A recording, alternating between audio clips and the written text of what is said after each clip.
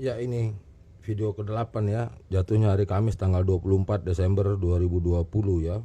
Ada di YouTube channel Address Opinion ya. Tema masih sama dengan yang lainnya, nanti saya satu folderkan. Saya agak sedikit rinci dulu. Jadi setelah agama Kristen Katolik Roma ya, lalu dilanjut dengan gonjang-ganjingnya ke agama Kristen Protestan, terus ke bawahnya yang sudah kita bahas ya, tentang Pentakosta, karismatik, Advent, semuanya ya, Christian Science, Scientology, apa segala semuanya. Inilah yang digolongkan agama ngaku-ngaku Kristen, dengan alasan tadi nyari cantelan kemarin nih supaya kelihatan real ya. Nih lihat ya, ingat ada satu video saya katakan yang paling bahaya kalau sudah masuk ke dalam golongan teru. Ini belum deh ya, saya masih toleransi loh ya, ini masih ngaku-ngaku. Tapi kalau sudah niru-niru, nanti kita bahas lagi tuh ya. Kalau sudah niru-niru gawat deh ya, karena nanti dia bisa mengaku originalnya Katolik, originalnya Protestan gitu ya. Ini masih dalam taraf ngaku-ngaku. Begini, saya kasih puzzle aja, puzzle. Silakan nanti pelajari. Di sini di atasnya nanti saya bahas lagi di video lain ya. Di atasnya nanti ada ortodoks ya, Kristen ortodoks. Ini pedomannya aja, pedoman yang paling umum dan paling gampang menjadi pegangan. Di dalam ortodoks dan Katolik itu ada dogma, ajaran 7 sakramen ya. Acuannya kepada 7 konsili ya. Cari sendiri, pelajari sendiri supaya terasa sendiri mana bohong, mana yang benar, mana yang mana ya. 7 sakramen, 7 konsili. Ambil situ dulu aja, nanti kan ada lagi yang hal yang lain. Ini kan kita cari awal dulu nih ya. Protestan tidak memegang ini ya. Kalau dibantah-bantah, ayo siapa yang mau bantah?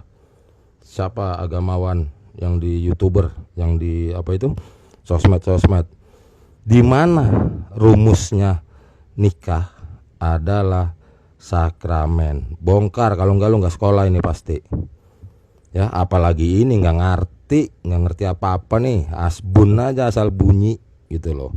Bukan, nanti saya kaitkan dengan peristiwa yang pernah viral itu tentang perdebatan pernikahan dan perceraian apa, Basuki Cahaya Purnama itu ya. Saya sempat sebetulnya bikin videonya sepotong itu, cuman nggak masuk di deretan ini ya.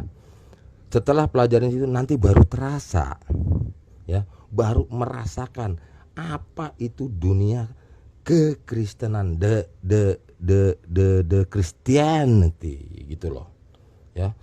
Kalau nggak mulai dari belajar awal, udah deh simpelnya aja, sok tahu lo gitu aja ya, lebay lo gitu. Tapi kalau paham ini, ayo gitu loh, diskusikan ya. Karena kalau sudah masuk ke dalam konteks ngaku-ngaku, mengapa ngaku-ngaku begini ya. Ini Isa nih orang top nih ya. Semua mengasumsikan, mepresentasikan ya, menguraikan, mengapakan segala menurut kepalanya masing-masing. Semua miliaran orang dah begitu dah ya, 1001 macam menurut kepalanya masing-masing tentang ini. Di sini tidak. Kalau ini gara-gara begini ya, keributan ini awalnya itu bukan karena konflik tentang pandangan iman. Ini masalah administrasi, keorganisasian dan lain-lain. Maka dari itu keluarlah mereka dan menggolongkanlah dirinya yang bernama agama Kristen Protestan. Berarti kan mantan Katolik. Nah, nanti antara Katolik dan Ortodok itu nanti ya. Jadi di sini bukan perdebatan tentang iman. Ujuk-ujuk yang ngaku-ngaku, ya, yang penuh di sosmed internet itu, yang ini satu persatu mempunyai 1001 pandangan. Nggak punya landasan mereka mengeluarkan statement, mengeluarkan pendapat mengenai pengalaman spiritual pribadi, person by person, silahkan. Tapi jangan pernah mengatakan pengalaman spiritual pribadi itu adalah dogma Christianity. Itu yang selalu dimasalahkan. Pengalaman pribadi si A si B, jangan pernah itulah kekristenan. Itu problemnya. Kalau masalah sendiri, saya pernah saya mimpi begini, saya ketemu ini, ya udah silakan aja. Tetapi pengalaman spiritual pribadi, loh kok dipakai menjadi pedoman dogma, bahkan doktrin di dalam suatu wadah, gitu, yang dikenal dengan mereka? Gerejanya mereka. Mau debat lagi ini apa? Ya, ini asal kata dari bahasa Portugis, gereja. Terus aja debat aja hal-hal recehan, gitu loh. Mau pakai apa? Tempel, kuil, apa terserah, gitu loh. Rumah ibadah, apa, church, apa, semua, gitu. Kasih tahu saya nih bahasa Thailandnya apa, gitu. Cemen nanti kalau cuma ngebahas-bahas masalah ginian, gitu. Ini problemnya berbeda dengan yang ini, gitu. Mereka melahirkan dogma atas dasar runtunan historical dari nenek moyang, dari zaman para rasul.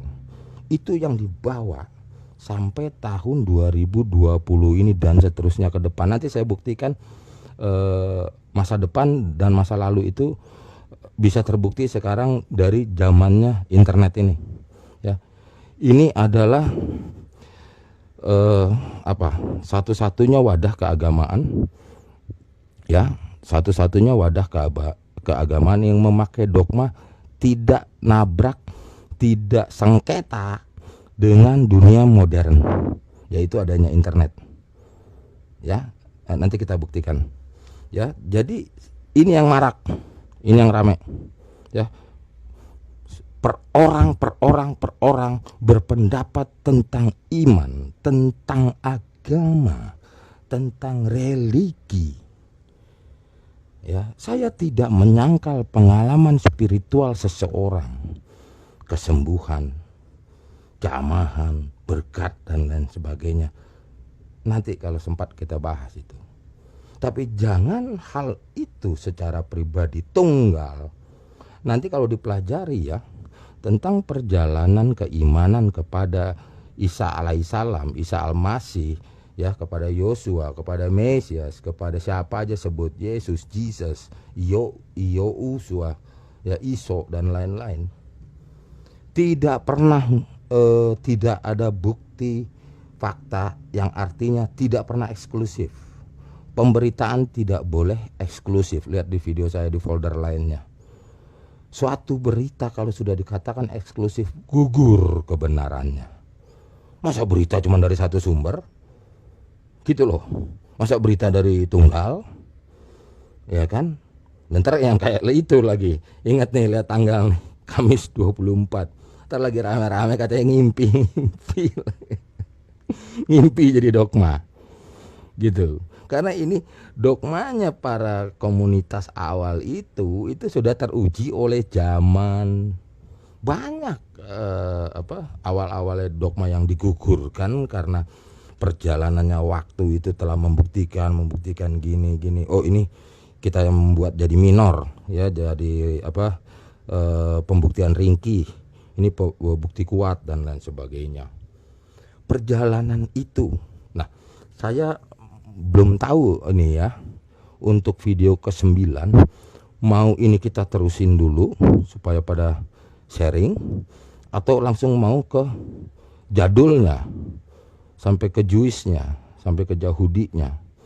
Nah, nanti saya pikirkan dulu, saya cut dulu ini video 8, nanti yang ke-9 saya sambil lihat dulu animo dan apa lagi yang lagi tren ini di YouTube tentang diskusi tentang keagamaan, karena dalam suasana ultahnya, ya, ultahnya sang yang apa ini, ya toh, ultahnya tokoh paling top di bumi ini, ya, Yosua ini.